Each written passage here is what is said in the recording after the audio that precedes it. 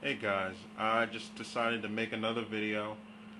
This one is pretty much the same as the first one I've done for my gaming computer, but I've had some requests of me doing an update for everything that I've done so far for it. You know, I've done videos for upgrades, but this one's going to be just slightly different.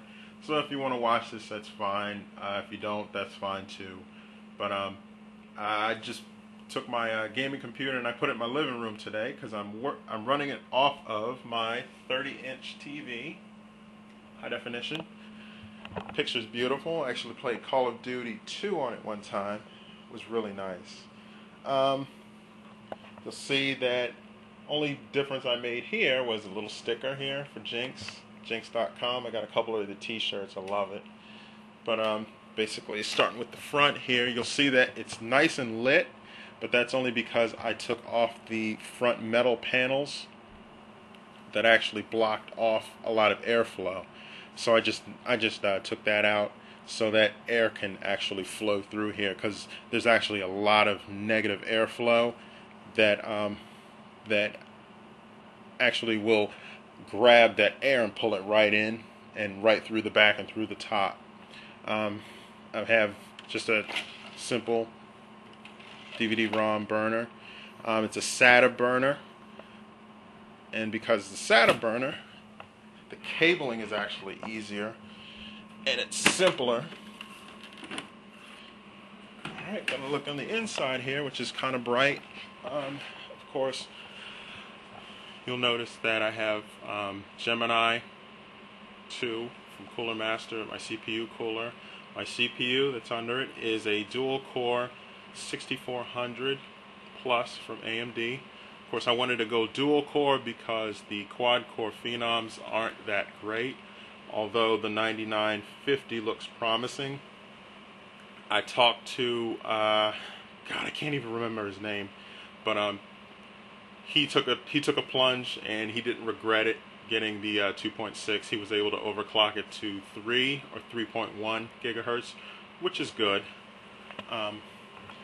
Not quite as fast as this, but again, it's a quad core. Moving on, right down here, I have my 3870 from VisionTech. It's an ATI card.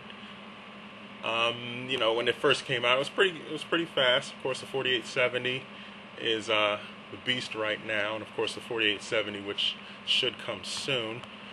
If you look right back, it's gonna get loud. Look right there, I have 4 sticks of Kingston HyperX memory. The original memory I had in there was a US modular, just basic memory, nothing special. But this particular memory, I'm able to overclock with it. I haven't done it yet. I don't know too much about overclocking memory. I'm sure a lot of you guys can give me some pointers on that. I usually just overclock the CPU, but I figured, you know, to get a really stable overclock, you want to overclock the memory as well as the CPU. The motherboard that I have, used to be able to see the model number. Okay, you can't see it anymore, but it is the M3A 32-MPV or something like that. It's the deluxe with the Wi-Fi, because I got the antenna, which I actually leave connected, and I put underneath this here, because this will actually slide out, and I usually just stick it right there because it's actually magnetic, which is pretty cool. But it stays hidden, which is really nice. It stays hidden, but the antenna is there. You know, I can go wireless if I need to. I'm not going wireless right now because I don't feel like setting the damn thing up. It is a bitch to set up.